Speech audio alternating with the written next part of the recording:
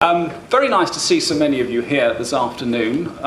What we're going to do is I'm going to ask Richard Blair questions for about 3/4 of an hour, and then there will be an opportunity for members of the audience to intervene, make the thing interactive and mutually supportive. I've been told that I must start by emphasising the fact that all this takes place under the auspices of the Orwell Prize, Political Writing, whose shortlist was announced last week and whose winner will be announced on the 22nd of April.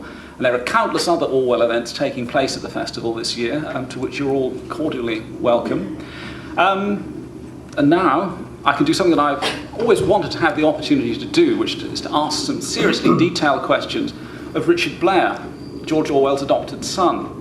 But I think I should start by saying that this week has proved, I suppose, in terms of newspaper headlines and coverage, has proved just what an influence that your father is having 59 years after his death on the world. The newspaper headlines at the beginning of the week were screaming about a T.S. Eliot letter that had been released by his widow, demonstrating how and why he turned down Animal Farm, the publication in 1944. And it was then announced in the middle of the week that at the G20 summit, at the presidential visit, that the gift bestowed by Her Majesty on the President of Mexico was a copy of 1984. So, jolly good. Well, that's one sale anyway. Now, I want to talk as little as possible. I want you to talk as much as possible. Okay. Richard Blair was born in 1944, and the first question I would like to ask him is if you could just sketch out very briefly, in a way satisfactory to you, the circumstances of your birth and the first few months of your life in the northeast of England in 1944. Well, as far as I know, my father and Eileen, his wife, desperately wanted to have children. And for reasons which we're not absolutely certain, she was unable to have any children. Or he thought he might have been impotent at the time. But anyway, he, through a relation of his, found out that there was a young boy who had just been born, who was being put up for adoption. And that was really what started the whole thing off, and I was the person whom he adopted. This is in Newcastle, isn't it? Well, no, I was actually born in London, in Greenwich. I did make inquiries, but that proved to be unfruitful in terms of my natural parents. But so I was adopted by him in 1944 at the age of 3 weeks, and the formal adoption papers went through, I think, about 10 months later. And of course, obviously, I don't remember very much about those days, but I suppose, well, in 1945, of course, my adopted mother, Eileen, went for an operation and unfortunately died on the operating table. She had a heart attack. What she was in for, we're not absolutely certain, but it was some sort of internal complication. And my father was en route to Berlin at the time, under the auspices of David Astor, who asked him to go out there on behalf of the Observer.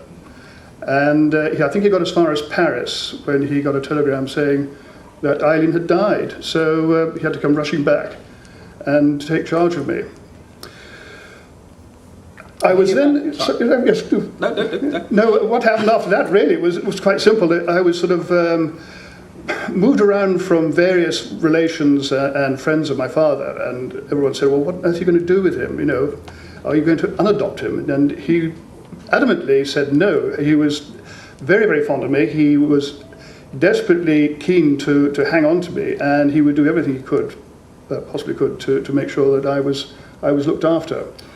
And what strikes me, I mean, researching this period in his life, and of course your life too, was the immense kind of determination and, if not courage, that it took for him to do this in 1945, 1946, in those bitter winters, in that flat in Canonbury in Islington, yes. where he fetched up. And this, of course, this is a man who, was already extremely unwell with the tuberculosis that would kill him, was writing, and there's that famous phrase which became the title of one of the volumes of his letters and journalism, smothered under journalism. He was writing 4 or 5 pieces of journalism a week, and he was incubating all the while the novel that became 1984, and yet still, obviously with the aid of the housekeeper, Susan Watson, Yes. he managed to bring you up. Yes, absolutely. He was determined. I mean, he would write in the morning and then have lunch, and then in the afternoon he would obviously play with me or go for walks and so on and so forth.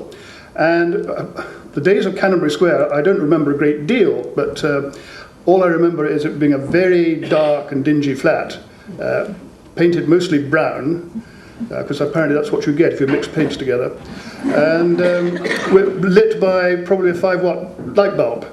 So it was a very, I'm not suggesting it was a 5-watt light bulb, but anyway, the point was, it was a very dark and dingy, and probably quite cold.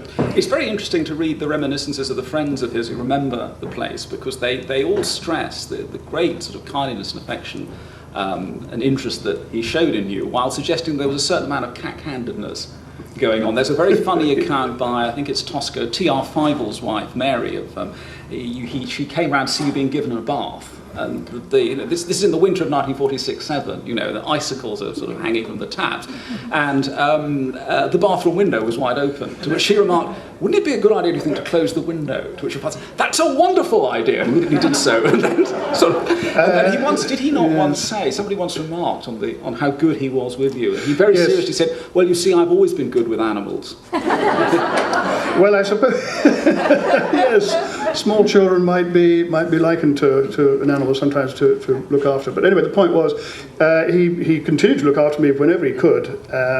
I was obviously, when he was doing other things, I was shipped off to various relations.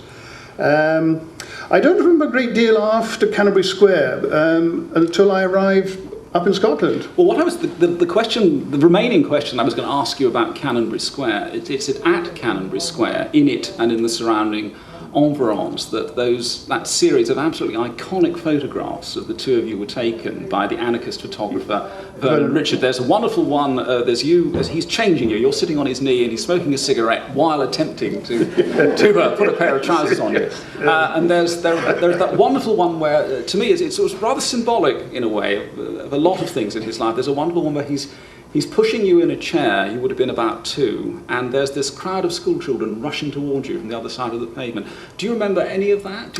No, I don't remember They're the last real photographs of them taken. I don't really remember the photographs being taken by Vernon Richards. Although the problem, of course, is that as you get older, fact and fiction starts to get intertwined, and what you hear and what you think are sometimes gets muddled up.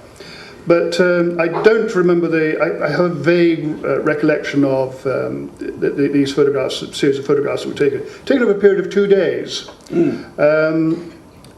I don't remember a great deal about it at all. But I certainly don't remember anything about school children rushing across the road. Well, I've seen them. Take it from me that they did. Okay. So 1947. There is he sort of made an earlier visit to recce out the land, but there is this great sort of, and again, it's a rather symbolic movement of your father's, this retreat to Jura, just at the time when he's being acclaimed as after many years of relative lack of success as a writer. Suddenly, post-1945, there he is being acclaimed as one of our preeminent novelists and political thinkers. And what does he do? He goes up to the Inner Hebrides to live in Jura in sequestration. Why, taking you with him? Why do you think he did this? Well, he went up there at the behest, or not the behest, he was invited to go up at the invitation of David Astor. The Astors had an estate on the island of Jura. And David said, well, why don't you go to Jura for a bit of a holiday and see what you think of it? And when he came back, he said, I think I'm going to move up there. And I imagine David Astor's response was, I didn't really had it in mind that you were actually going to live there, you silly bugger. But anyway, and that's what he did. He decided he was going to live there. He was, at this time, I think it would be fair to say, having read the comments in many of his letters, he was fixated on the idea of there being nuclear warfare. Wasn't he? But there are letters where he says, I think it would be safer for Rick if we lived up there. We'd probably have more chance of surviving when the bomb goes off. Yes, I think he probably got that slightly wrong, because Fastlane, as the crow flies, is not all that far away. And I think it's the inner Hebrides, isn't it? It's the inner Hebrides, yes. Stornoway. No, I mean, Jura, as the crow flies, is only about 30 miles from Fastlane, so we would have copped it.